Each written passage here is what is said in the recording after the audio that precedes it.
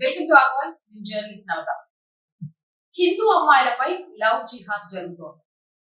మాట్లాడితే జిహాద్ జిహాద్ అంటావు, లవ్ జిహాద్ అంటావు, పన్నీర్ జిహాద్ అంటావు, ల్యాండ్ జిహాద్ అంటావు అంటూ నాకు ఫోన్ చేసి మాట్లాడే మూర్ఖులు ఈ వీడియో చూసిన తర్వాత దీన్ని జిహాద్ కాకపోతే ఇంకేమనాలో మీరే చెప్పండి.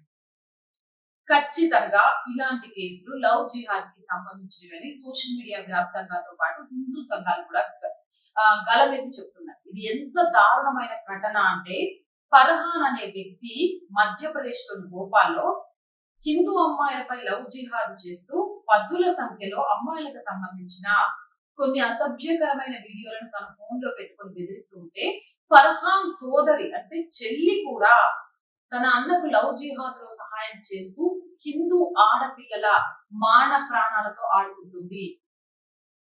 కేరళ స్టోరీస్ లో చూపించినట్టు హిందూ ఆడపిల్లల్ని బలి చేయడానికి ఏ మాత్రం సిగ్గు ఎగ్గు లేకుండా ఫర్హాన్ చెల్లెల్ లాంటి కొంతమంది ఇస్లాం అమ్మాయిలు ప్రయత్నం చేస్తున్నారు అని చెప్పడంలో ఎలాంటి అతిశయోక్తి లేదు. దానికి సంబంధించిన పూర్తి అప్డేట్స్ ఈ వీడియో ద్వారా అందిస్తాను.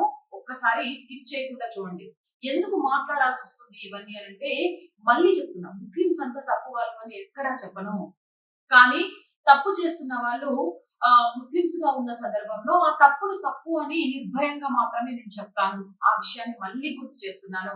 ఈ కేసుకు సంబంధించిన పూర్తి అప్డేట్స్ ఈ వీడియో ద్వారా నేను అందిస్తాను. మధ్యప్రదేశ్ లోని భోపాల్ లో లవ్ జిహాద్ హిందూ అమ్మాయిలను ట్రాప్ చేసే ముఠా నాయకుడు ఫర్హాన్ మొబైల్లో హిందూ అమ్మాయిల 64 అశ్లీల వీడియోలు దొరికాయి. వీటిలో 58 వీడియోలు భోపాల్ లోని టిఐటి కళాశాలకు చెందిన అమ్మాయిలని.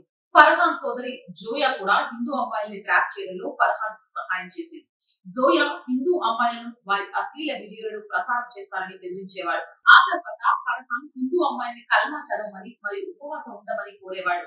ఇప్పటి వరకు ఈ కేసులో 4 నిందితుల్ని అరెస్ట్ చేశారు. ఒక నిందితుడు ఇప్పటికీ పరారీలోనే ఉన్నాడు. ప్రత్యేక దర్యాప్తు బృందం ఈ కేసును దర్యాప్తు చేస్తుంది.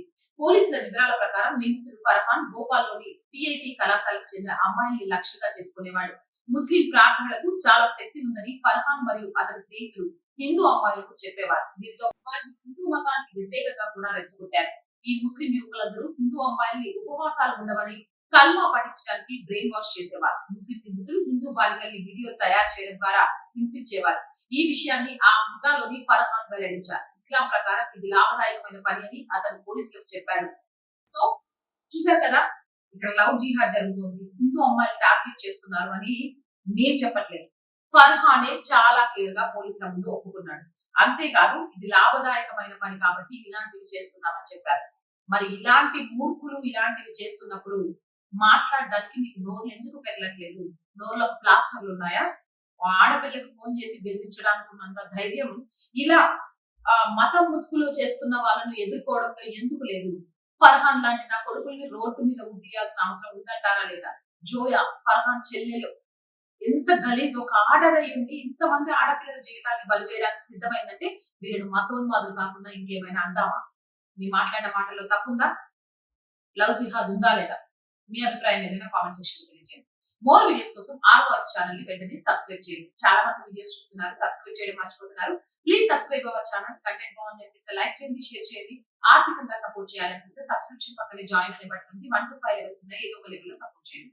అలాగే స్క్రీన్ మీద గూగుల్ పే, ఫోన్ పే తో పాటు అకౌంట్ డీటెయిల్స్ ఉన్నాయి. మీకు తోచిన సహాయాన్ని అందించవచ్చు. వ్యాపార ప్రకటన కోసం 8328500576 నెంబర్ ని సంప్రదించండి. జై హింద్, జై భారత్.